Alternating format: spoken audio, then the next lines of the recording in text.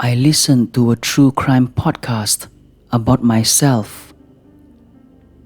Every night on my walk home from work, I listen to true crime podcast, even though my favorite podcast already released their episode for this week. The app said there was a new one. Excited, I hit play. It was a small town, the kind that still has mom and pop shops lining the street, the kind where everyone knows your name, but little did the residents know that they would soon be rocked by a horrible crime. I stopped at a traffic light. The red glowed in the darkness, glinting off the wet street. A black SUV sloshed by. Across from me, eerie blue refrigerator lights glowed from inside a corner deli. The chairs all up on their tables, feet in the air. The signal turned to walk.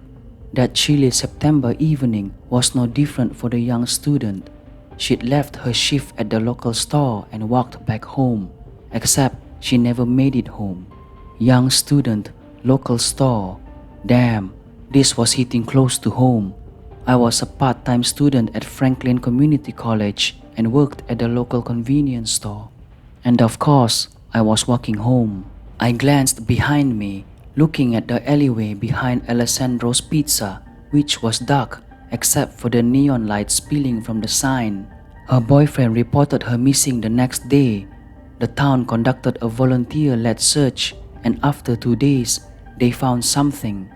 Dread formed in my stomach, anticipating a body. But what he said next was so much worse. Washed up on the shore of Warrington Lake, they found a pair of size 9 red Converse sneakers.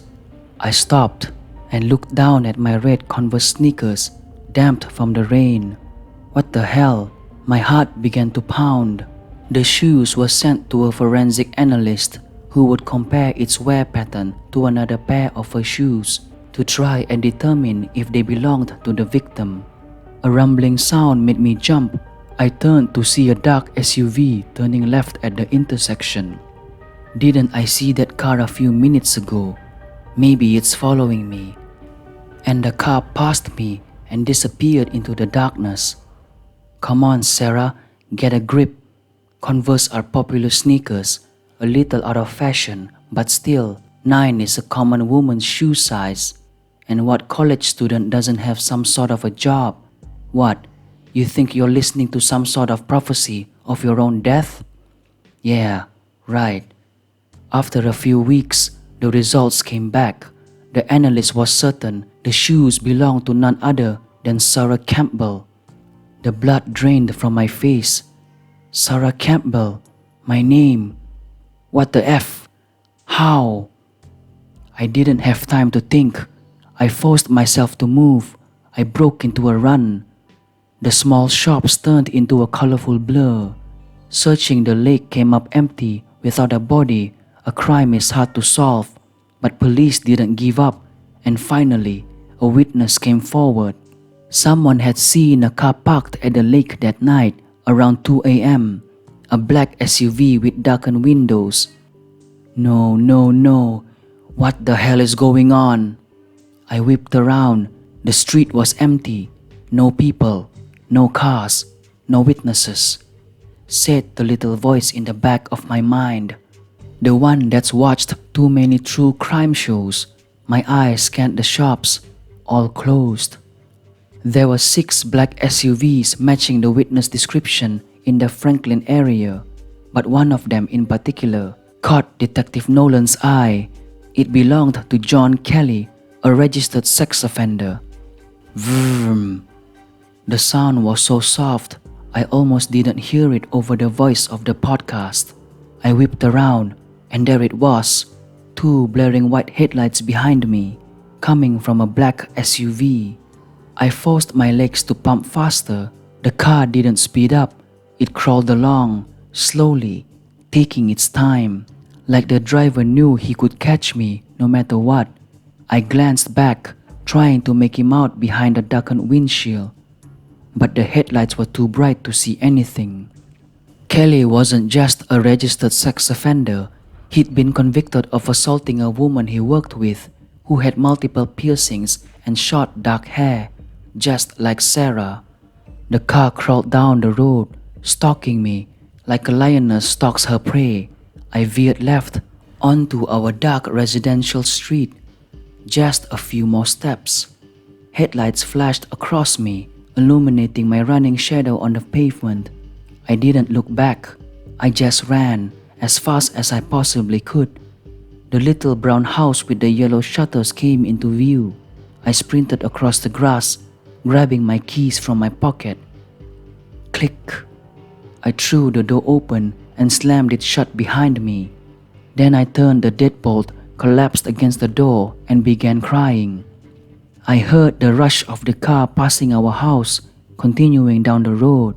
But I wasn't safe. Gabe wasn't home yet. I was alone in a dark house with someone driving down the street who knew exactly where I lived. Still sobbing, I checked all the locks. Then I called Gabe, who assured me he was 5 minutes away. I made my way down the dark hallway and headed into the bathroom. Then I set my phone on the counter, grabbed a clump of tissues, and began to blow my nose. Click. I jumped, whipped around, but it wasn't coming from the outside door. My phone screen lit up. The podcast was still playing. I must have hit it when I put the phone down. It had skipped several minutes forward, according to the play indicator. "What do you think happened to Sarah?" the baritone voice asked. I reached for it to turn it off. "Well, she told me she wanted to run away before." I stopped dead. It was Gabe's voice, clear as day, coming from the speakers. "She did? Why?" the voice asked. "She wasn't happy with her grades, her job, her parents. She told me sometimes she'd dream of just moving to some random state and leaving it all behind." I froze, staring at the mirror. I never said that. Never. Gabe was lying. I mean, that was hurtful to me as a boyfriend, you know. I thought we were going to get married someday, but apparently she didn't feel the same way. My heart pounded in my ears. "So you think she just skipped town and is happily living her life out somewhere else rather than being abducted or murdered?" A pause.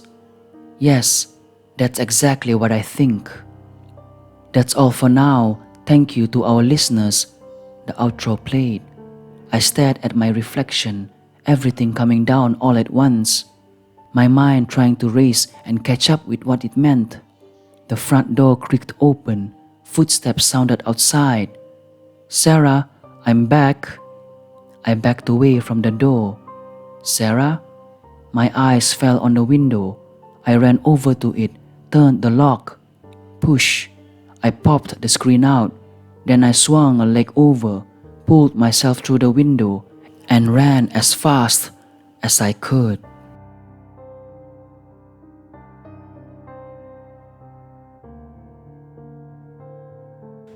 I went on a date with a woman who told me she had one day to live.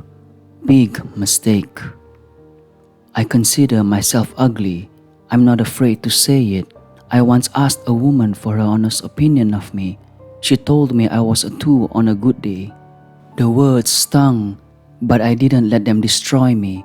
I love who I am. But with others considering me to have below average looks, it's been a struggle to find someone interested in going on a date with me. I don't believe in brushing up photos on dating sites to throw someone off and upset them when they do see me face to face. I put pictures of the real me, the 30-something with a bigger bald spot than brown hair left on his head. That's why I perked up and was taken by surprise when Ginger messaged me. She was gorgeous, radiating so much beauty, I almost felt ashamed to direct my 2 eyes to her profile photo. We exchanged messages for 2 weeks. She was cheery and bubbly, and through words on the screen gave off such a positive vibe. And I jumped out of my chair and fist pumped the air when she asked to meet in person and go on a hike with her. I knew exactly where she wanted to meet. It was a mountain about 10 miles away, filled with hiking trails. I had solo hiked some of the trails about a week before our date. On the day I met her at the entrance where a bunch of trails branched off, she dropped a bomb on me right out of the gate. "Gary, this is going to sound weird and upsetting, and it's probably not exactly what you were hoping to hear today, but I only have one day left to live." How does one even respond to that? How do you wrap your head around a statement like that, process it, and respond in the moment? "Ginger, I'm so sorry. You never mentioned anything online. I mean, that wouldn't have stopped me from being here today. It's just, wow, I don't know what to say." I rubbed the back of my neck, a nervous habit of mine. "And you want to spend your last day with me, of all people?" Ginger smiled and grabbed my hand. We were off. A few minutes into our walk, she offered me a water out of her backpack. First red flag, I turned it down, revealing the bottle in my shorts pocket that I had brought. I'm a cautious guy, so I knew better than to accept a drink from someone I had just met for the first time. Conversation was flowing well on both ends, but her overwhelming positivity was a bit strange. I didn't have it in me to even ask what kind of illness she was dealing with. Breaking that smile of hers was the last thing I wanted to do. An hour in, the second red flag arrived. We met up with two of her guy friends, Asher and Cade. They were waiting for us to catch up with them on the trail. I stopped myself from saying anything rude about it being a group date or a group hangout. It was hard to be negative with Ginger being so jolly. The third red flag surfaced quickly. Asher and Kate were wearing matching outfits that can be best described as hospital gowns, not exactly hiking gear. "There's a waterfall just ahead. We have to check it out," Ginger shouted with glee. "I don't think there is. I've actually hiked this trail quite a few times myself," I responded. "There's just a big rocky ridge with a huge drop on an area below, but I'm pretty sure there are no waterfalls." The three of them smirked in unison, sending a cold tingle through me. "Gary, trust me, it's there, and I have to see it," Ginger said, grabbing my hand once again. We walked another half mile or so, Asher and Kate trailing just behind me. The vibe changed, a quieter atmosphere as we traversed the dirt path. We arrived at the edge, essentially a cliff with a drop that's not survivable. Asher and Kate walked off to the side of the path and came back moments later, carrying small buckets of water. "Gary, don't be mad, but I've been kind of stalking you. I've seen you here out on the trails all alone, and you know what? It hurts me. It really hurts seeing someone like you with nobody in their life that loves them and cares for them." Ginger took both of my hands and stood directly in front of me. "There's a way out, Gary. You don't have to live with the pain anymore. I know how it feels. I'm just like you and Asher and Kate. We are all the same." I released her grip. "My life ends today," Ginger said, letting out a hint of a smile. "Mine too," Asher chimed in. "Mine as well," Kate followed with. My body stiffened. I dug into my neck with my left hand, trying to scratch away at the fear that took hold of me. "Guys, it's been quite a day, but I think I better head back home." Asher took a bucket and poured water on Kate and Ginger and then himself. The three of them lifted their hands to the air, reaching for the sky. "Wash away who we are, set us free, and let us be reborn," Ginger murmured. "Gary, let the Almighty cleanse you." Asher handed me a bucket. "Take it and feel the..." I shoved Asher to the ground and started to run away from them. Crack, crack, thud, crack. I turned around. They were gone. I raced to the edge of the cliff and saw Ginger dangling over a branch, her legs mangled and twisted. Asher and Kate were below her on the ground, a bloody mess of bone fragments and skin. They weren't moving. Ginger was moaning in pain though. My cell phone had no reception, so I ran back to a point where I finally was able to connect with an ambulance. It took hours, but somehow a crew was able to remove Ginger and get her to a hospital in time. She survived. Little did she know that I was a nurse at that hospital. I didn't dare run into her directly, but I overheard her having a conversation with another nurse a few days after the incident. She was begging her nurse to let her be reborn. After the nurse left the room, I pulled her aside and recommended some resources to help Ginger get better and keep her safe. It was traumatizing enough to witness 2 people die. I don't know if there is a lesson to be learned from my date with Ginger. She obviously invited me out for a different reason than I had in mind. I'm guessing she was in some kind of religious cult. Who knows? What I do know is I love my life. Sure, to some people, I may be a 2 out of 10, but I never really cared for math.